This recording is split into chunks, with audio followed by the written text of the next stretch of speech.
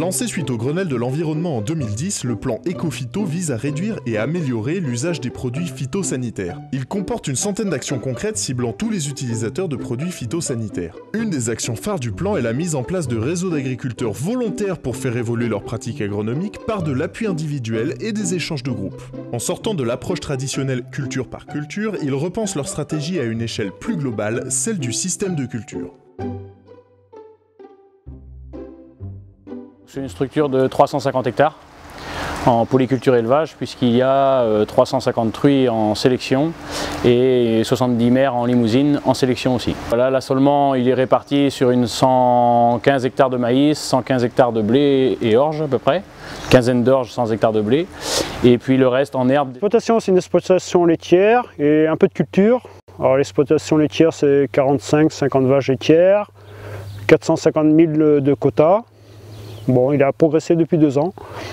Un système très intensif, une moyenne à 10 000. Alors, les surfaces, 12 hectares de maïs, 9 hectares de céréales, c'est de l'orge principalement, une seule céréale. Et le reste, c'est en herbe, avec différentes cultures, de l'herbe pâturée, des enrubanages à partir de luzerne et des métailles.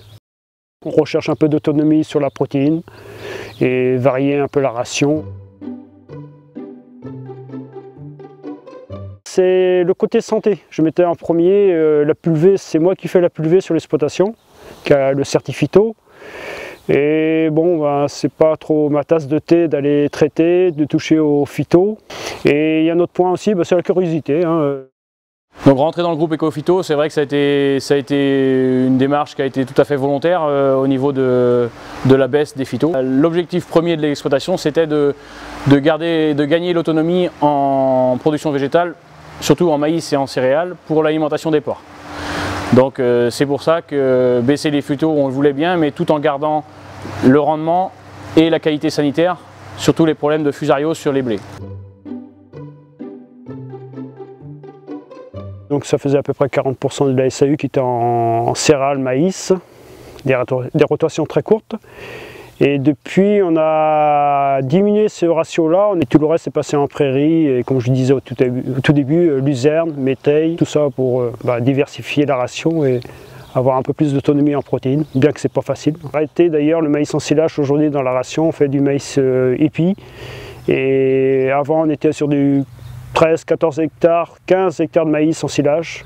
Et aujourd'hui, avec 9 hectares de maïs épi, ben, ça le fait. On arrive à faire nos rations avec un peu d'orge aplatie à côté. Et voilà. Nous, on a gagné 1500 kg de lait par vache depuis qu'on est passé sur des rations à base de fourrage. Donc, tous les surfaces qui ne seront pas mises en culture, ça va du phyto en moins. Donc, on a revu la partie couverts végétaux avec l'implantation de 4 kg de facili et 80 kg de févrole. Après les récoltes, c'est des couverts que l'on roule au mois de février au moment des gelées. Et puis après, ben, on a un itinéraire de culture qui est beaucoup plus simple pour la mise en place du maïs. Ça va faire la 3e année qu'on ne fait plus de labour sur l'exploitation. Donc ça a été par l'achat d'un outil à dents, Alpego, Cracker. La prise de décision du non-labour, ça n'a pas été une augmentation suivie d'une augmentation du glyphosate. Le glyphosate est très peu utilisé sur l'exploitation, c'est vraiment très ponctuel. Au tout départ, quand je mettais de l'orge, on faisait 2 fongicides aussi, c'était l'apricot du technicien.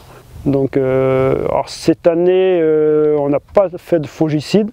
On était rendu à un stade de céréales où la maladie était là, mais pas pour nuire au rendement. Donc, avec l'appui de Clarisse, qui est notre animatrice au niveau Éco-Phyto. Donc on a fait l'impasse sur le fongicide et bon, on n'a pas vu de différence sur le rendement et encore moins sur la paille. La paille était très belle. Donc, on ne prenait pas de risque, on partait sur 3 fongis systématiques. Depuis le début du groupe, on a revu en descendant à 2 fongicides.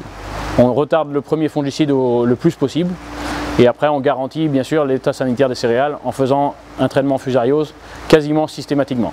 Tout ça c'est amélioré par l'acquisition d'un pulvérisateur. Donc avec une grosse capacité et une grande largeur, on a une coupure par GPS et du coup on fait l'azote avec aussi. Donc on n'a pas de recouvrement d'azote, on a moins de verse dans les coins de champ, on a moins de verse dans les bouts de champ. Donc, le choix des buses a été revu aussi avec des buses en jet pinceau 110 degrés à 2 bars. Donc voilà, on optimise au maximum l'application. Donc c'est pour ça que l'acquisition du pulvé nous a permis aussi de baisser les doses aussi.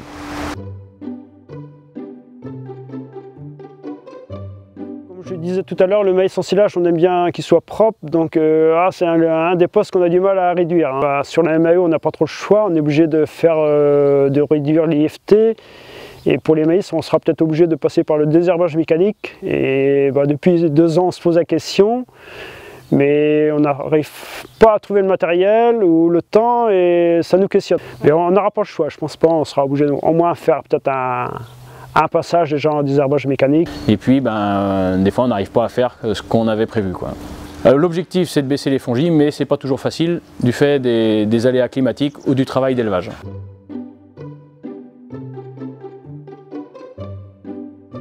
On échange quand même beaucoup entre nous, chacun a son système. Pour ma part, ça a été vraiment un échange, ça a été des leviers actionnés qu'on n'aurait pas spécialement actionnés autrement, une remise en question, parce que l'effet de groupe quand même c'est beaucoup de discussions, d'échanges, de comparaisons. Donc je suis devenu plus autonome dans la partie surveillance de culture. Tout le monde, moi je prends le temps, même si c'est 1 heure par semaine, voire plus. Si je peux gagner un passage de pulvé dans 10 hectares de céréales, mon temps il est rattrapé, je n'ai pas perdu mon temps, je veux dire.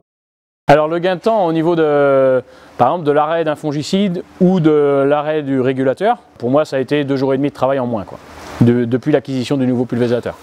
Si c'était avant, c'était 4 jours de travail. L'achat de morte-saison s'est arrêté, on utilise les produits quand on en a besoin et non systématiquement. Surtout, il y a une dynamique de groupe qui est vachement intéressante, quoi. Bon, il y a toujours à apprendre.